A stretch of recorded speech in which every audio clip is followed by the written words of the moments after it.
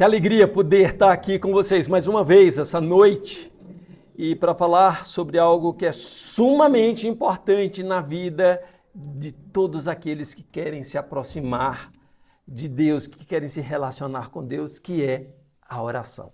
E para despertar, né, os nossos sentidos para o que vem por aí, eu quero trazer essa citação aí do Calvino. A oração é o principal exercício da fé. Estava falando com um querido ali que trabalha com academia, com essas coisas, crossfit. A oração é o principal exercício da fé. É malhação mesmo, né? É malhação espiritual. Tem um autor chamado Michael Reeves, ele escreveu, eu trouxe esse livrinho aqui para vocês verem, esse livrinho é uma delícia de ler. Você lê assim numa sentada. Chama-se Deleitando-se na Oração, e ele faz uma citação, presta atenção nisso aí, a vida sem oração sempre anda de mãos dadas com a falta de integridade cristã. A vida sem oração, a vida sem oração sempre anda de mãos dadas com a falta de integridade cristã. E isso é sério, isso é verdade. Então a minha expectativa com essa série é que ela estimule você a orar mais, a buscar mais o Senhor em oração, a ser mais íntegro diante do Senhor. E antes que a gente comece, eu quero dar as boas-vindas para cada um de vocês. Uma alegria estar aqui. Uma alegria receber vocês. Eu não sei, tem algum visitante aí? Por favor, me ajudem. Eu sei que tem um pessoal que chegou, mas eles estão retornando aí para a igreja. Se você está nos visitando e a gente não se encontrou ainda, receba o nosso abraço. Essa é uma igreja que é uma igreja calorosa, a gente gosta de receber e a gente quer que os visitantes venham tanto que deixam de ser visitantes. Na verdade, quem sabe, se torne um de nós aqui, do nosso grupo. Então, é isso. E eu quero começar esse tempo de meditação falando de algo que eu aprendi nessa semana, enquanto eu estava estudando para o sermão, que foi um fenômeno social que aconteceu na França, logo depois da Segunda Guerra Mundial. Eu fiquei bastante surpreso que eu nunca ouvi falar na L'étendue, falando ali com a professora de francês, nem perguntei se é assim que se fala. Mas enfim, eu não sei quantos de vocês já ouviram, eu nunca tinha ouvido, não me pergunte como é que, porque eu achei isso tão importante, que como é que nos livros de história lá do ensino médio não tinha isso. Mas enfim, para aqueles que, como eu, não sabiam, tá aqui uma fotografia delas, tem um vasto conteúdo sobre L'Étendue na internet. A história conta que depois que a Alemanha invadiu a França, e nós estamos falando aí de 80 anos atrás, mais ou menos, na década de 1940, no início ali, então houve essa invasão e causou muitos estragos na França. Os bombardeios acabaram com prédios públicos, escolas, parques, propriedades privadas, comércio, enfim, foi horrível. Além disso, teve o custo humano, vidas humanas foram ceifadas, né? Além disso, a Alemanha impôs um regime de fome, um regime assim de controle rigoroso de alimentos. E como resultado disso, há relatos que falam que milhares de pessoas, mais de 40 mil pessoas morreram de fome ou de desnutrição na França. Gente, se 40 mil pessoas é muito hoje, imagine 80 anos atrás, né? E olha, nem tudo era ruim para todo mundo. Eu vou explicar por quê. A Alemanha não tinha como ocupar a França, não tinha gente suficiente para ocupar a França, para estar em todas as esquinas, em cada rua da França. Além disso, tinha a barreira linguística. Alemão e francês é muito diferente, você não aprende da noite para o dia. Então, eles precisaram contar com a ajuda de algumas pessoas. E aí, onde entram alguns franceses que se tornaram ajudantes do regime invasor. Alguns foram tradutores e outros foram informantes. E esses informantes, então, eles eram muito importantes para o regime opressor. Por quê? Porque eram pessoas que conheciam da vida das pessoas. E entre essas pessoas existiam as mulheres. Deus criou as mulheres com essa habilidade que nós homens não temos, de se integrar umas com as outras, de conversar, de ser mais proativas em relação ao relacionamento. E isso antes da guerra acontecer. E aí, quando a guerra aconteceu, e eu não estou falando de fofoca, viu, meus irmãos? Porque fofoca é algo que homens e mulheres fazem indistintamente. A gente faz, nós homens fazemos do nosso jeito, e eu creio que as mulheres fazem do jeito delas. Mas, infelizmente, porque fofoca não é uma coisa boa. Mas eu estou falando dessa habilidade legal que as mulheres têm. Então, elas já sabiam do que acontecia na vizinhança. Quando a Alemanha invadiu a França, muitas mulheres se tornaram ajudantes, e aí elas informavam onde tinha dinheiro, onde tinha joias, e aí o pessoal ia lá e pegava isso, né? Essas mulheres, elas eram recompensadas por esses serviços. Então, vocês imaginam que enquanto havia fome na França, elas tinham comida para comer, né? E comida boa. Além disso, muitas se tornaram namoradas, amantes dos soldados alemães, muitas engravidaram e tiveram filhos. E aí veio o fim da guerra. O que acontece é que isso não, eu quero pensar, assim, em termos humanos, que elas fizeram isso por uma questão assim de sobrevivência. Elas precisavam sobreviver. Só que para a população isso não faria diferença. Eles conheciam quem que eram aquelas mulheres e eles olhavam para elas assim: você é traidora. E aí, eles odiavam aquelas mulheres. Eles tinham desprezo por elas, por todos que trabalhavam, né, com esse tipo de trabalho que favorecia os invasores. Então, eles eram tidos mesmo como traidores e ninguém queria nem estar conversando com ele. Já imaginou alguém dizer: o Nelson estava conversando com fulana. O Nelson não ia querer uma coisa dessa. Ninguém queria ter contato nenhum, elas eram desprezadas. Quando a guerra aconteceu, quando o fim da guerra foi decretado, aí a população não esperou polícia, não esperou nada, foram atrás desse pessoal e antes de fazerem outras maldades com elas, eles raspavam a cabeça dela. Daí o nome, né, Les Tendues, que quer dizer mulheres de cabeças raspadas, ou uma tradução melhor ainda, mulheres cujas cabeças foram raspadas. Aí você pode estar se perguntando aí, por que o João trouxe essa história? Numa série sobre oração, obrigado. Porque, meus queridos, essa história ela tem assim ela tem elementos que conversam com o que nós vamos tratar hoje, não é? Que é traidores. Nessa história, essa história ela compartilha muitos elementos entre eles, não é, de traição, de como a população via. Na época de Jesus, havia traidores da pátria. Jesus conviveu com traidores da pátria. Jesus pousou na casa de um deles, Zaqueu. Essa história também está relatada em Lucas. E porque todo mundo entendia bem essa tensão que havia entre os traidores e o povo, Jesus conta essa história, não é? E o contraste gritante que havia, né, entre uns e outros fez com que Jesus colocasse essas duas pessoas dentro da história para nos lembrar que nem toda oração chega ao trono da graça. Nem toda oração chega ao trono da graça. Então, uma simples e pequena oração como: Senhor, tem misericórdia de mim, ela tem conexão com Deus. E eu quero convidar você para fazer essa leitura do texto comigo, que é a parábola do fariseu e do publicano. Jesus também contou essa parábola para alguns que confiavam em si mesmos por se considerarem justos e desprezavam os outros.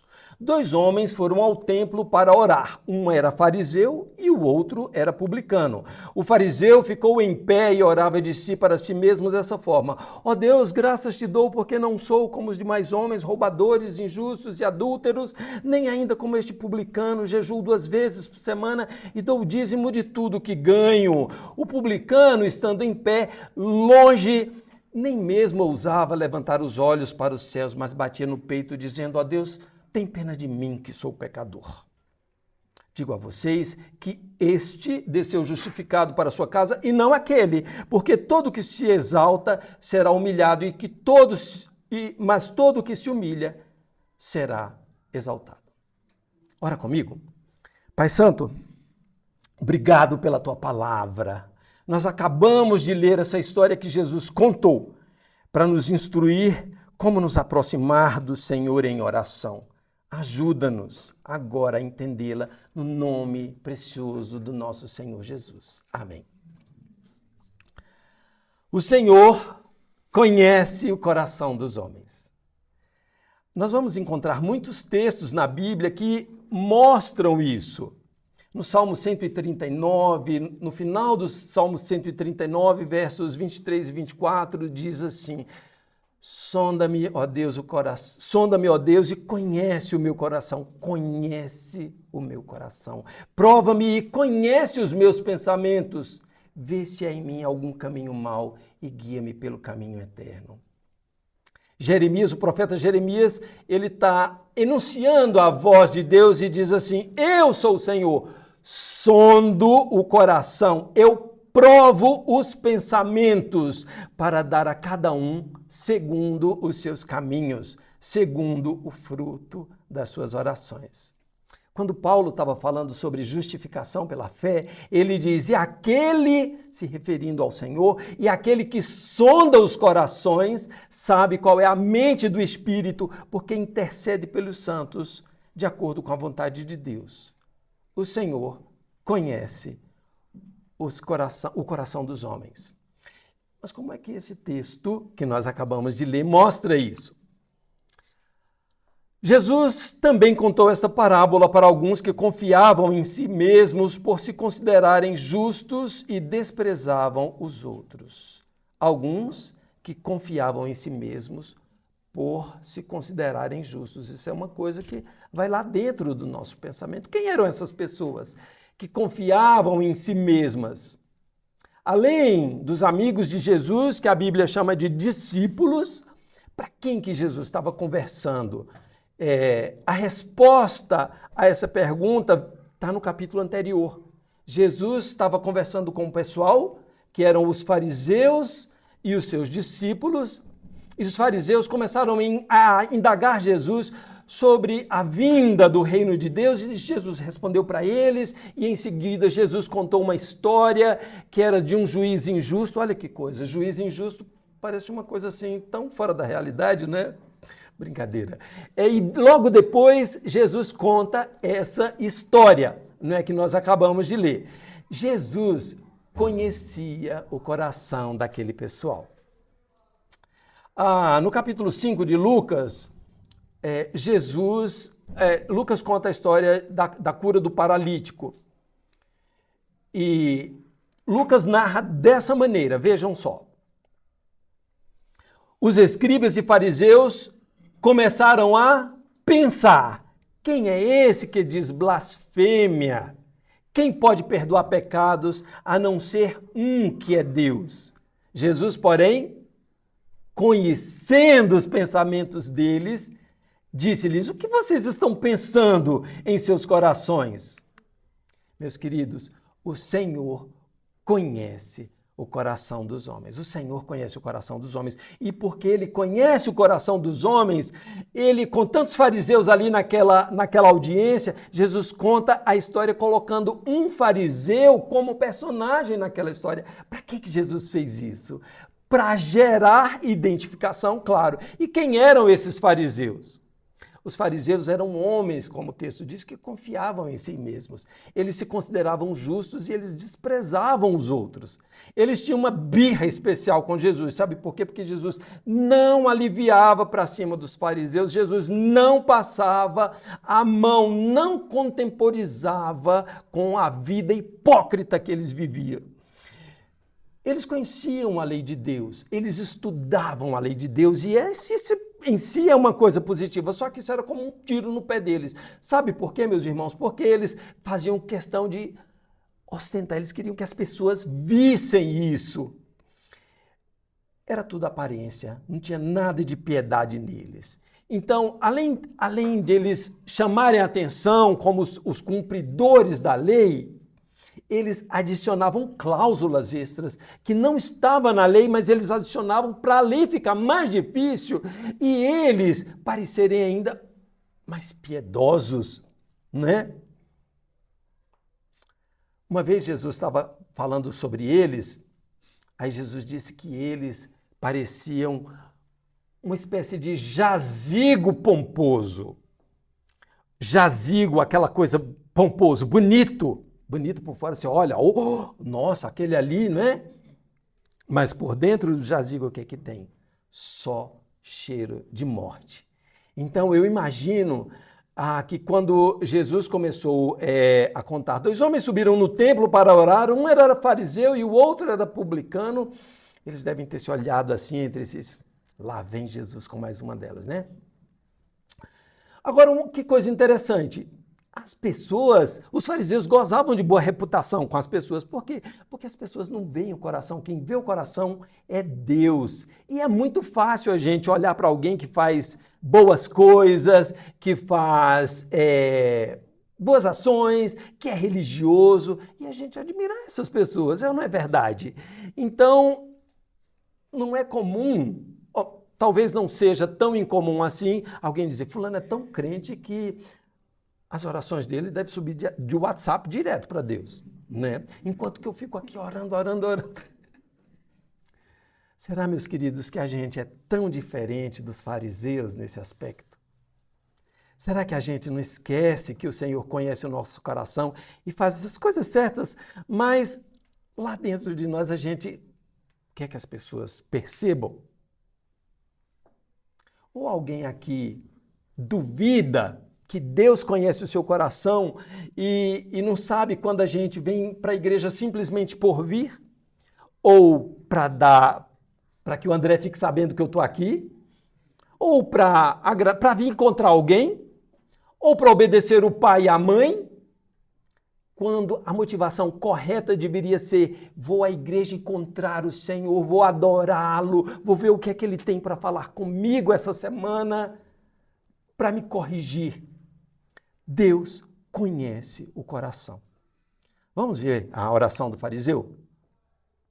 O fariseu ficou de pé e orava de si para si mesmo dessa forma: ó Deus, graças te dou, porque não sou como os demais homens, roubadores, injustos e adúlteros, e nem ainda como esse publicano.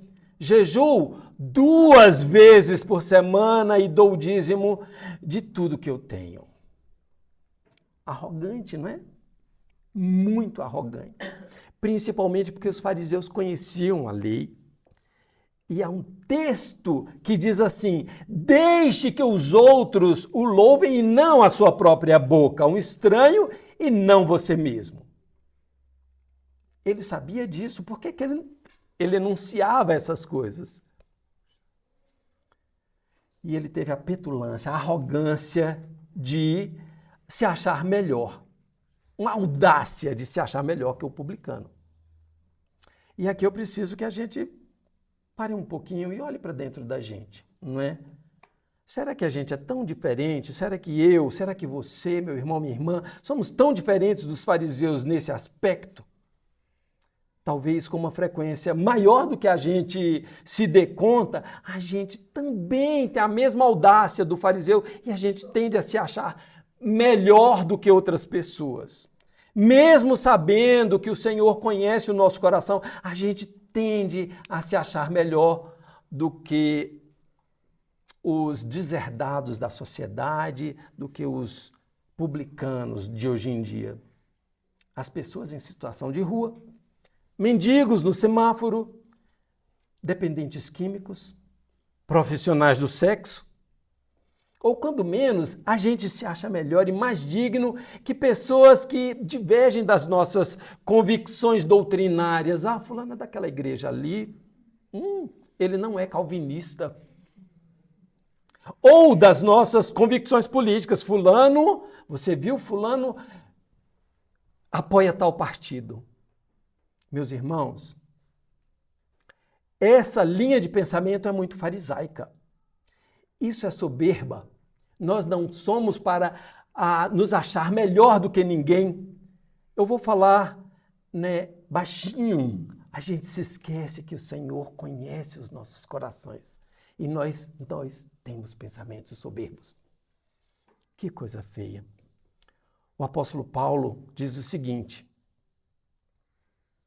apóstolo Pedro, peço que todos se revistam de humildade no trato de uns com os outros, porque Deus resiste aos soberbos, mas dá graça aos humildes.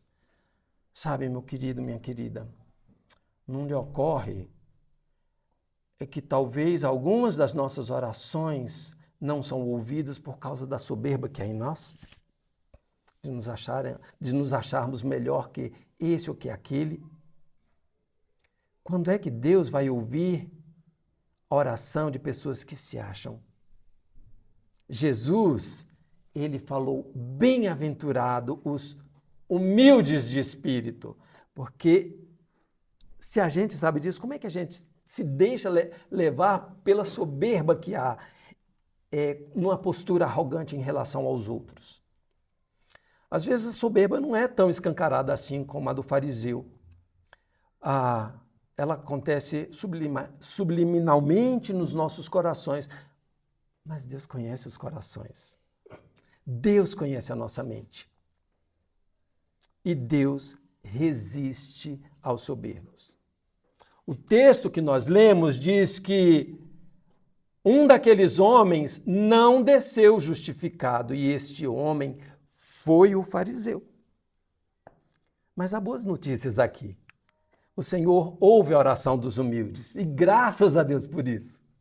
Nós vamos olhar então para o outro personagem, para o publicano.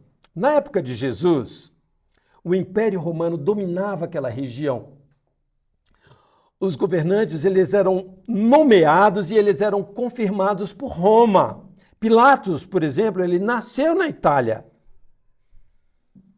Herodes, ele era edomita, que era uma região contígua à Palestina, próxima, vizinha da Palestina, e quem o colocou como governante dos judeus foi Roma.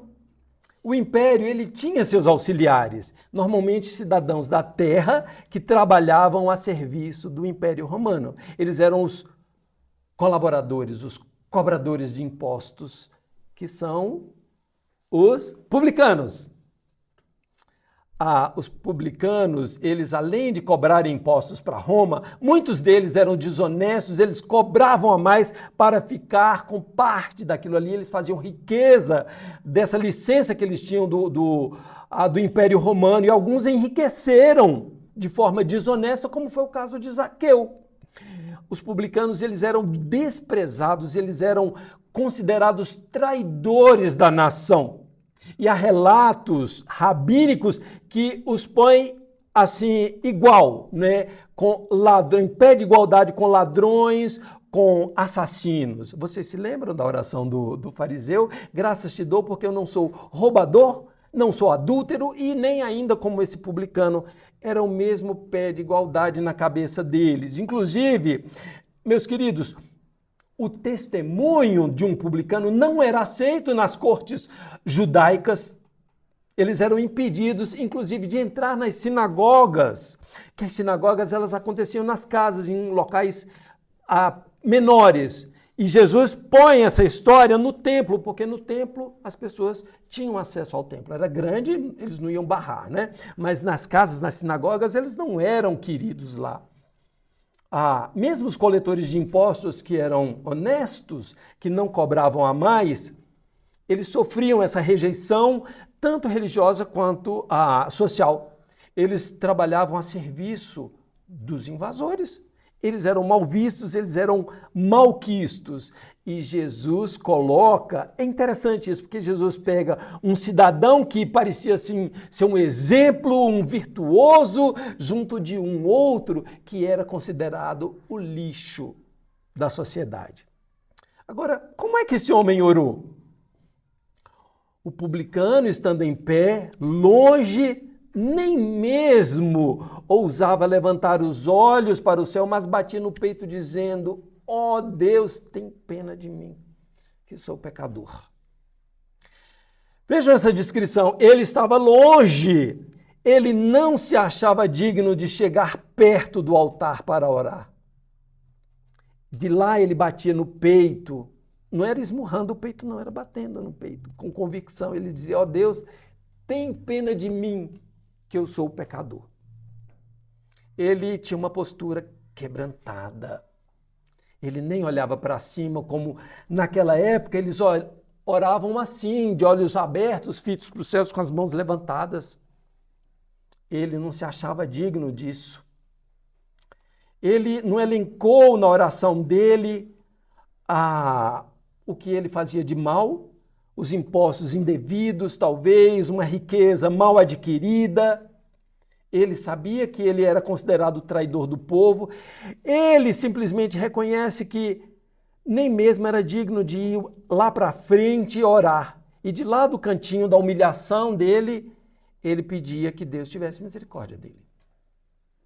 Essa postura dele me lembra a resposta à pergunta 165 do Catecismo Maior de Westminster, que é um documento que a Igreja Presbiteriana do Brasil subscreve. Eu quero convidar vocês a orar. Eu vou fazer a pergunta e vocês respondem, tá bom? Como devemos orar? Devemos orar com solene apreensão da majestade de Deus e profunda convicção de nossa própria indignidade, necessidades e pecados, com corações penitentes, gratos e francos, com entendimento, fé, sinceridade, fervor, amor e perseverança, esperando nele com humilde submissão à sua vontade. Eu fiz um grifo aí em vermelho: e profunda convicção da nossa indignidade. Isso se chama quebrantamento. Esperando nele, no Senhor, com humilde submissão. Isso também é quebrantamento, humildade, a sua vontade. A oração daquele publicano não foi elaborada, não foi extensa. Pelo contrário, foi uma oração pequena, reconhecendo a indignidade dela. E essa oração, ela foi aceita.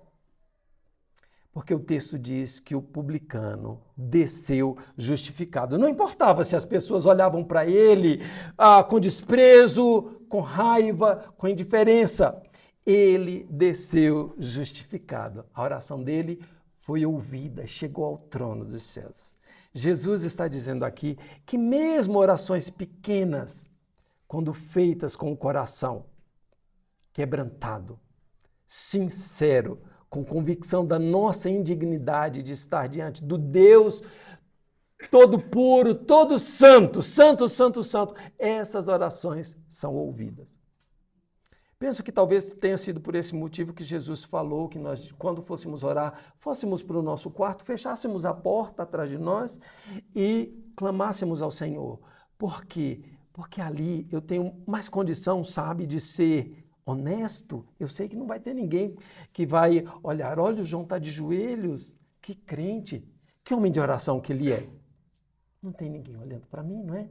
Então, isso favorece a minha honestidade diante do Senhor. E eu quero trazer alguns textos bíblicos aqui que mostram como deve ser a nossa postura diante do Senhor. Tá aí. Pedro diz: Deus resiste aos soberbos, mas dá graça aos humildes. Tiago diz: humilhai-vos na presença do Senhor. Provérbios diz: Deus dá graça aos humildes. E Lucas diz: o que se humilha será exaltado. Sabe, meus queridos, se vocês se sentem, às vezes, um pouco como publicano, seja desprezado, talvez apontado pelos outros, talvez ferido por uma indiferença, acusado pela própria consciência e não consegue elaborar uma oração, sei lá, pomposa, eu quero dizer para vocês que esse é o local melhor para você chegar diante de Deus e fazer uma oração curta: socorro, Deus.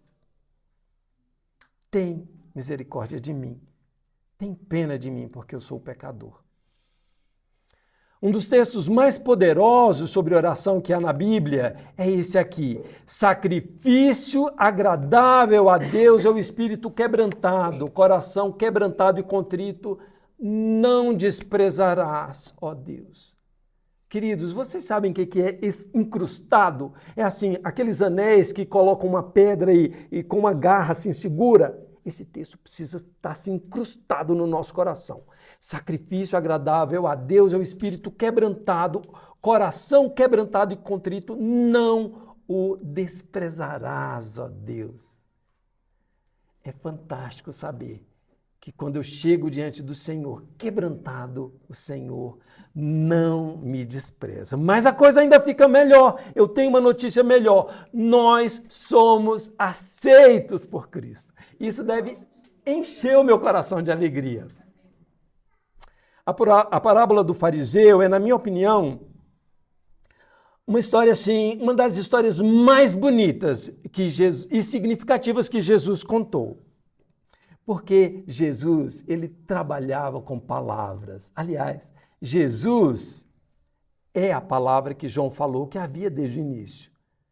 No princípio havia a palavra e a palavra estava com Deus e a palavra era Deus.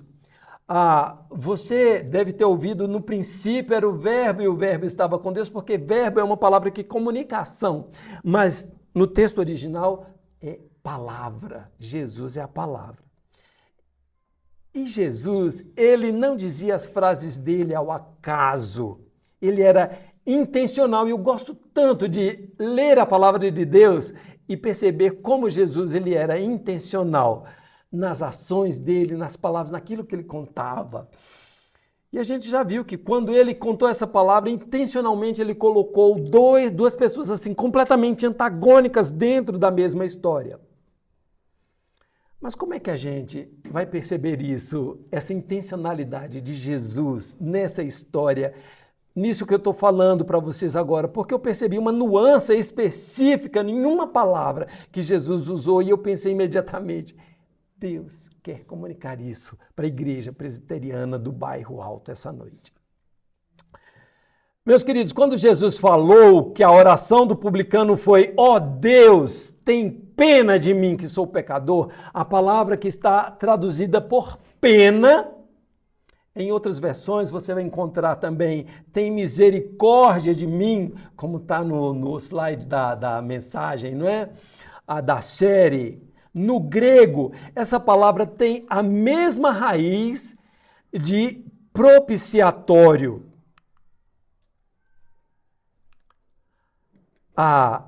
Queridos, propiciatório era o altar que o sumo sacerdote fazia um sacrifício anual para a purificação, ou seja, para o perdão dos pecados do povo.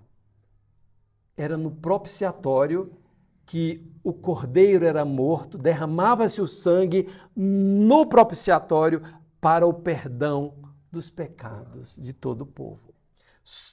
Aquela cerimônia, ela se chamava propiciação. E aqui, vocês entendem o que é que Jesus estava querendo dizer nesse momento, com essa fala, com essa palavra? Não era simplesmente tenha dó de mim, tenha pena de mim, tenha clemência, tenha misericórdia de mim, porque eu sou pecador. Não. Jesus estava dizendo para aquele homem que a vida dele era toda errada, que ele era apontado no meio de todos como um traidor, que ele era um pária da sociedade, ele era evitado pelas pessoas e ele mesmo tinha consciência disso. Aí esse homem chega diante de Deus e pediu que houvesse uma propiciação por ele, porque ele reconhecia que ele era pecador. Propiciação, pecado. Olha que coisa maravilhosa que Jesus estava dizendo aqui.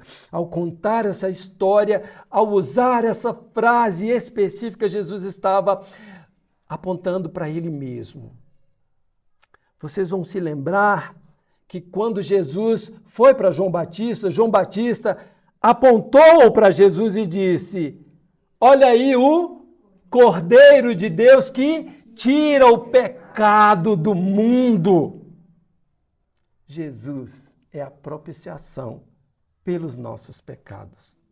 Ele é o Cordeiro de Deus que tira o pecado do mundo. Eu quero que você entenda isso essa noite. Jesus é a nossa propiciação. Eu quero trazer três testemunhos da Bíblia que confirmam isso.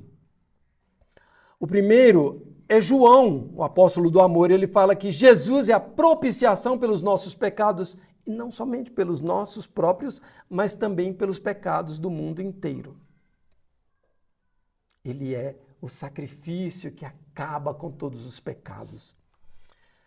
Paulo diz: justificados gratuitamente por sua graça mediante a redenção que há em Cristo Jesus, a quem Deus apresentou como propiciação no seu sangue, mediante a fé. O derramamento do sangue de Jesus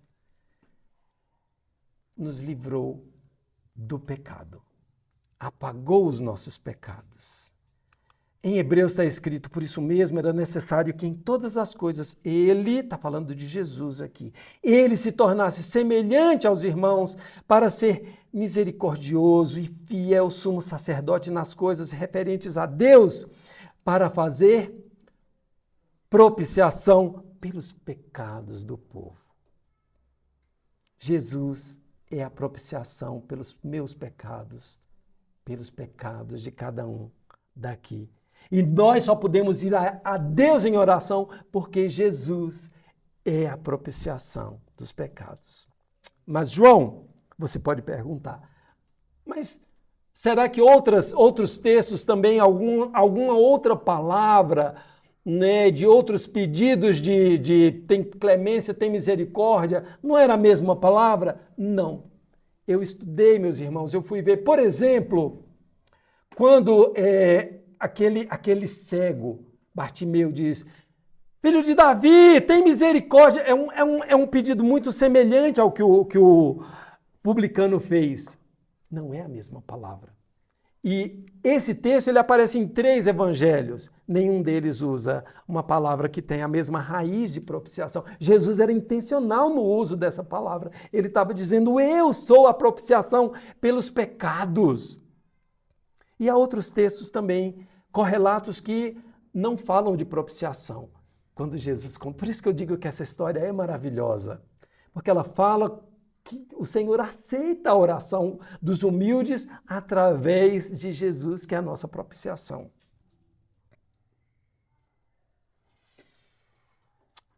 Como cordeiro sobre o propiciatório, o sangue dele foi derramado para que homens, como o publicano, como eu, como você, fôssemos vistos justos pelos olhos de Deus. Não importa o que eu fiz, o que você fez para trás. O sangue de Jesus derramado foi suficiente para apagar todo o pecado.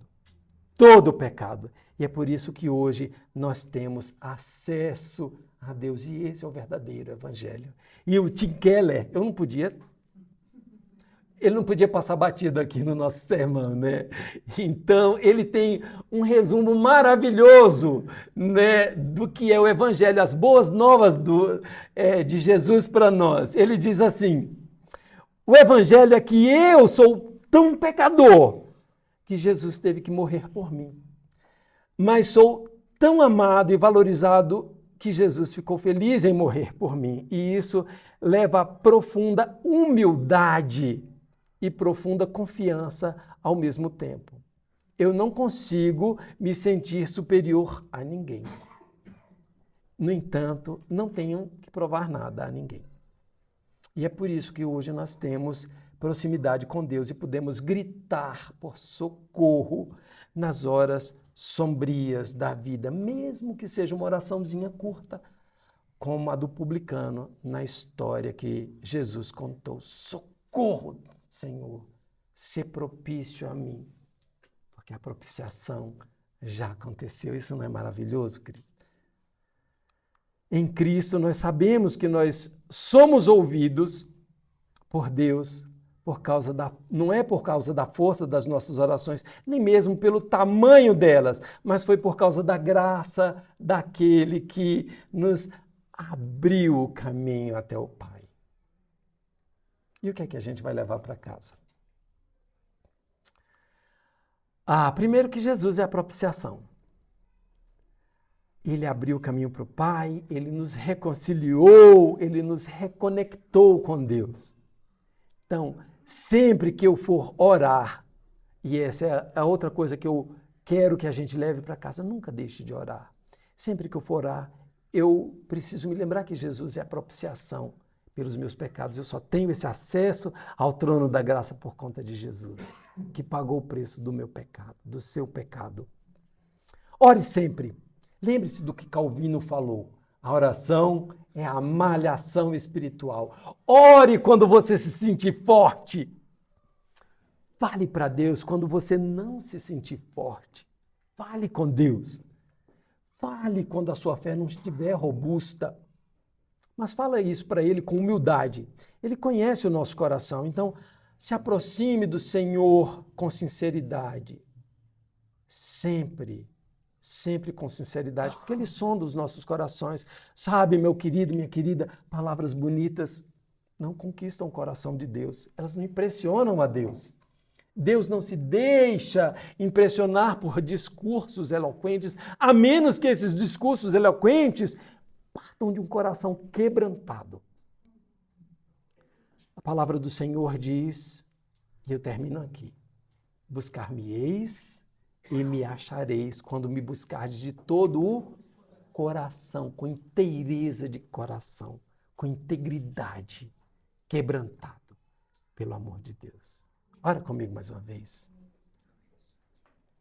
Senhor, obrigado por essa história que Jesus contou, que me mostra que Ele é a propiciação pelo meu pecado e que por conta dele, Senhor, quando eu estou numa situação crítica, quando eu não consigo elaborar pensamentos fantásticos, ou quando eu nem consigo pensar nada, Senhor, o Senhor ouve quando eu digo socorro, Deus, tem pena de mim, tem misericórdia de mim, porque eu sou pecador. Ajuda-me, Senhor, a não olhar para os outros com desprezo, a me colocar no meu lugar de pecador, humilde que precisa da tua intervenção. Em nome de Jesus. Amém.